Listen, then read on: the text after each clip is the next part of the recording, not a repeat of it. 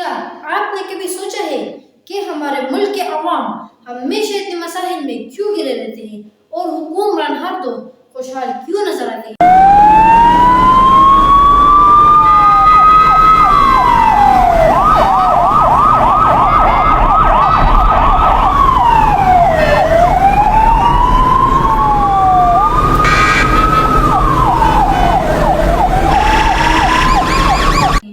السلام علیکم ناظرین، اگر پاکستان کی تاریخ میں جھانکیں تو ہمیں ایک ایسا سفر دکھائی دیتا ہے جس میں اقتدار کی بھاگدوڑ کبھی فوجی امروں کے ہاتھ میں رہی تو کبھی جمہوری حکومتوں کے ساتھ۔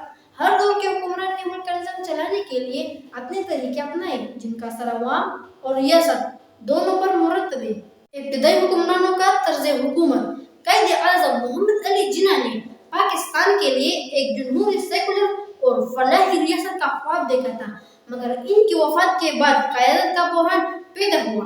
لیاقت علی خان نے ابتدا میں ان ہی بنیادوں پر حکومت چلانے کی کوشش کی، مگر 1951 کو ان کے قتل کے بعد غیر یقینی کا دور شروع ہوا۔ بیوروکریسی اور فوج نے آہستہ آہستہ اقتدار پر گرفت مضبوط کی۔ تو دوستوں، اگر بات کی جائے فوجی امریت کے ارواد تو سب سے پہلے ایوب خان کی شخصیت آتی ہے، جن کا دور 1958 سے لے کر 1969 تک تھا۔ ترقیاتی منصوبے شروع کیے گئے جیسے گرین ریولوشن اور سن کی زونز، لیکن یہ پالیسیاں زیادہ تر ایلائٹ اور بڑے زمینداروں کے حق میں تھی۔ سیاسی آزادی محروم کی گئی اور پریس پر پابندیاں لگائی گئی۔ نمبر 2، یحییٰ خان 1969 to 1971، مشرقی پاکستان کی علیحدگی کا دور۔ سیاسی بے حسی اور فوجی ناکامی نے ملک کو دو حصوں میں تقسیم کر دیا۔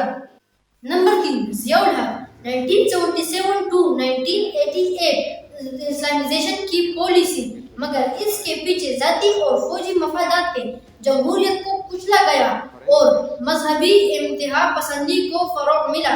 افغان جہاد میں امریکہ سے امداد لی گئی، جس کا فائدہ بھی ایلائٹ کو زیادہ ہوا۔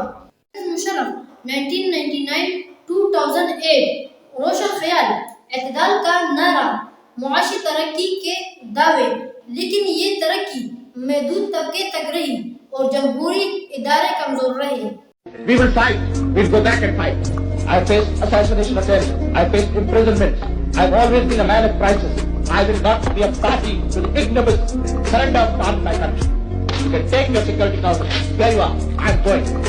جمہوری حکومت کا کردار، ذوالفقار علی بھٹو، عوامی نعرے، روٹی کپڑا مکان، لیکن نیشنلائزیشن نے معاشیات کو نقصان پہنچایا۔ 2008 کے بعد کا دور، جمہوریت بحال ہوئی مگر گورننس، مہنگائی، بدامنی اور اشرافیہ پر انحصار جاری رہا۔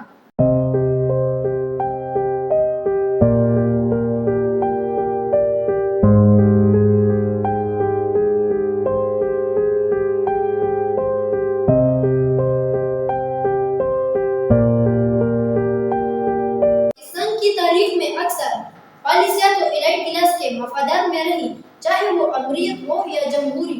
عوامی فلاح کے نعرے تو لگائے گئے، لیکن حقیقت میں زیادہ فائدہ امیروں کو ہوا اور اقتدار چند لوگوں کے پاس رہا۔ آج کی صورتحال کا جائزہ لیں تو پاکستان ایک نازک دور سے گزر رہا ہے۔ معاشی، سیاسی، سماجی سطح پر کئی چیلنجز درپیش ہیں جو عام آدمی کی زندگی کو شدید متاثر کر رہا ہے۔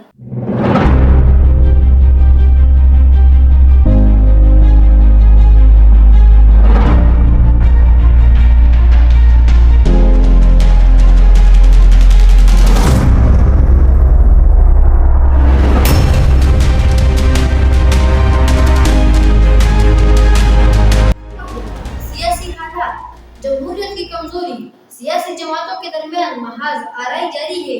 حقیقی جمہوریت کے بجائے طاقت کے کھیل پر زور ہے۔ سوشل میڈیا کا اثر، سوشل میڈیا نے نئی آوازوں کو جگہ دی ہے، مگر جھوٹی خبروں اور پروپیگنڈوں نے ماحول کو اور بگاڑا ہے۔ عدلیہ، فوج اور سیاست اداروں کے تناؤ واضح ہے، عوامی رائے اکثر نظر انداز کی جاتی ہے۔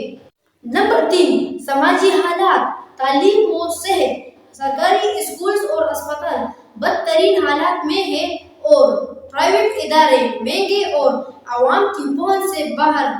مذہبی، لسانی اور فرقہ وارانہ اختلافات اب بھی معاشرے کو تقسیم کر رہے ہیں۔ خواتین اور اقلیتوں کے حقوق آئینی ضمانتوں کے باوجود محدود طبقے تحفظ اور مواسات سے محروم ہے۔ جو یہ پی ایم ایل این کے نمائندے میں ان سے بات کرتی ہوں، انہوں نے کہا کہ مایوسی کی وجہ نوجوانوں میں جو ہے وہ عمران خان صاحب کے وعدے تھے، تو وہ وعدے نہیں تھے، وہ موروثیت ہے جو آپ لوگوں نے ہمارے اوپر مسلط کر دیا ہے مریم نواز صاحبہ کی شکل میں۔ نواز شریف ہیں، پھر نیچے شہباز شریف ہیں، پھر حمزہ شہباز ہے، اس کے بعد مریم نواز صاحبہ کو لانچ کر دیا گیا ہمارے اوپر، وہ بھی فارم 47 کے تحت مسلط ہمارے اوپر کر دیا گیا۔ پھر ہمیں ان کی جگہ جگہ پر اشتہارات دکھائے جا رہے ہیں۔ اب یہ جو نوجوان ہے یہ کافی باشعور۔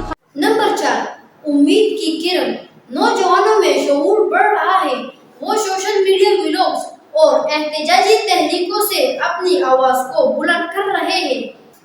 کچھ ادارے اصلاحات کی بات کر رہے ہیں اور عوام بھی تبدیلی کی خواہش رکھتی ہے۔ موجودہ حالات میں عوام کو سب سے زیادہ قربانیاں دینی پڑ رہی ہے، جبکہ طاقتور طبقے اور اب بھی فائدے میں۔ اگر جمہوریت کو مضبوط، عدلیہ کو آزاد اور معاشیات کو خود مختار بنایا جائے تو پاکستان کے حالات بدلے جا سکتے ہیں۔ عرض پاک مرکز ہے قوم کی